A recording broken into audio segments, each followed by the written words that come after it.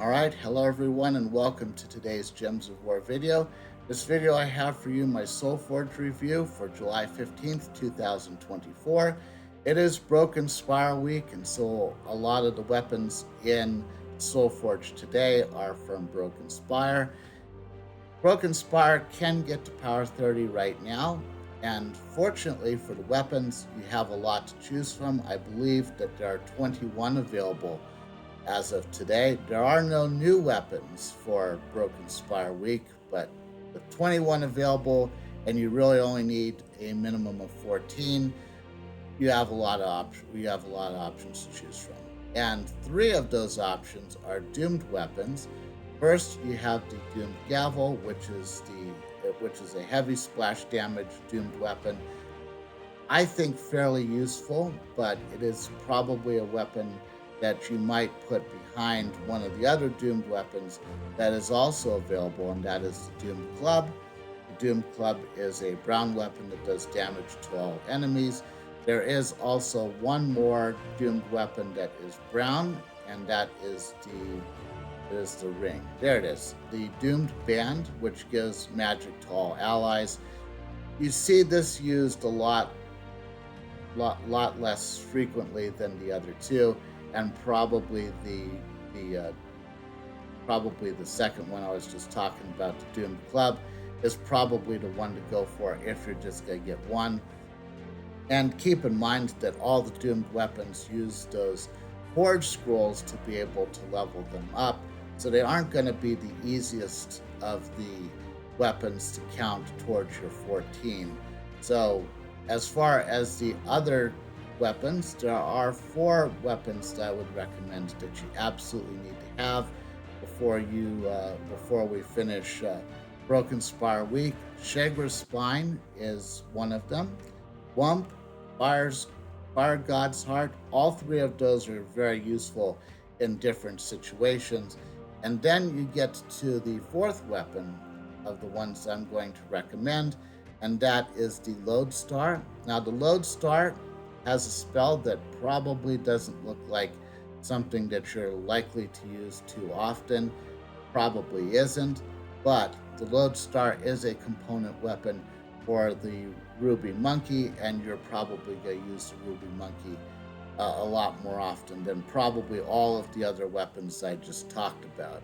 So, and since the Lodestar is only available for this week, and we don't know when this is going to come around again, because it would have to be Broken Spire Week again in order to craft it. Definitely get it now. And even if you don't think you need to get all 14 now, definitely get the Lodestar now. Anyway, let's go ahead to the troops. And for the summoning stones, I have criteria as far as what I recommend. And for one, I do not recommend that you use the summoning stones to get troops that you already have. Two, I recommend that you focus on the troops that are part of the trials teams for their different kingdoms. And three, you can just ignore everything in the common and rare tiers, because you'll get to those from the gold chests in due time, whether you get to these from the summoning stones or not. And so why waste the summoning stones on them? So there are three as far as the summoning stones, and unfortunately they're in different drop tables to look at. You have the Coral Golem from Merlantis that's available in the green summoning stones drop table.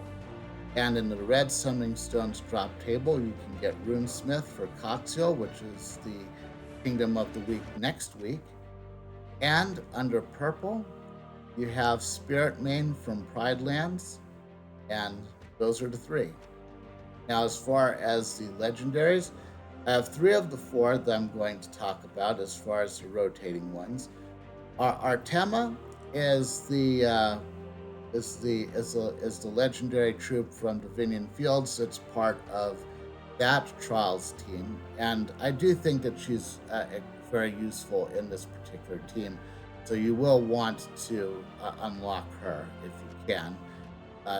The other two troops that I going to recommend as far as the legendaries aren't part of the trials teams. However, what they do have is a third trait that gives all allies of a particular troop type 50% mana at the start of battle. And for Ursula, it's all Urska allies. And for the Ghost Queen, it is all undead allies. So for those three, I know it's kind of difficult to be advocating for spending a lot of diamonds on legendaries when you could be saving them up for mythics. But if you're early enough in the game that that's something that is a valid concern, I do recommend that you at least get these legendaries checked off and out of the way. That way you're in better shape when you go after mythics. So anyway, as far as the mythics, ranking them from fourth to first, fourth by a long shot is going to be the Guardian of Law from Sword's Edge, and Sword's Edge is one of the easiest of the kingdoms to get to power 30. It isn't the hands down easiest one to get to power 30, but definitely top 3 at this point. Particularly since we have a campaign pass that if you've purchased it, is going to bestow on you a base mythic later on. And on top of that, both the Champion of Anu and the Champion of Guard are probably the 2 mythics that you're going to want to get for Sword's Edge. So all things considered, the Guardian of Law is essentially a collectible troop, in my opinion. Not very useful. If you have him, then great. but there's just a lot of other ways to get Sword's Edge to power 30 without having to rely on him. So 4th place for him, and then 3rd place is probably gonna surprise a lot of people. I'm putting Aquaria in 3rd place right now. Now, before you start going into the comments and explain to me why I'm wrong, a lot of this comes to what we learned last week or just a couple days ago from Syrian's preview of 8.0. Nexus is going to get 2 immortals, or if what was on the video is to be believed. And one of them is the immortal version of Aquaria. So if that is true, then Nexus, which can't get to power 30 right now, is going to get 2 troops that could both count as mythics, assumably. And one of them has a pretty good chance of power creeping Aquaria. So at this point, if you're someone like me who's spent way too much time hanging around Genshin Impact, you probably know what FOMO is, or the fear of missing out. I feel like that's the vibe I'm getting right now from Aquaria. Aquaria is definitely useful today, but is Aquaria going to be useful next week when the immortals arrive? That's something that I'm not really that. I'm thinking that Aquaria is probably going to end up getting power creep, and for that reason, I would say hold off on going in on Aquaria right now. And yes, it could be that I'm wrong, and it will be another half a year before we get another chance at Aquaria. But I would just say wait for more information. Don't go in on Aquaria just now. And then in second is going to be the Will of Nisha from Silverglade. I think that this troop, I would say, is probably 3rd as far as the base mythics that are available from Silverglade, and that's assuming you're counting the Gem Dragon as one of them. Will of Nisha does have a spell that does damage to all enemies, although not a lot, but also steals magic, which is pretty good too. and gives all purple allies 1 to all stats at the start of each turn. I just feel like what Will of Nisha does can be done with other Silverglade troops and does not, and you don't necessarily need Will of Nisha to get stuff done.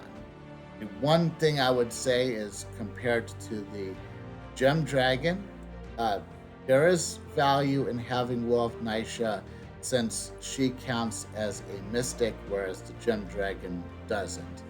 Um, but overall, I would say there's ways to get um, through Silverglade right now without her. Silverglade though is very close to power 30, and since we're getting a bounty hunter troop later this week for Silverglade, that's actually going to get Silverglade to maximum power of 29.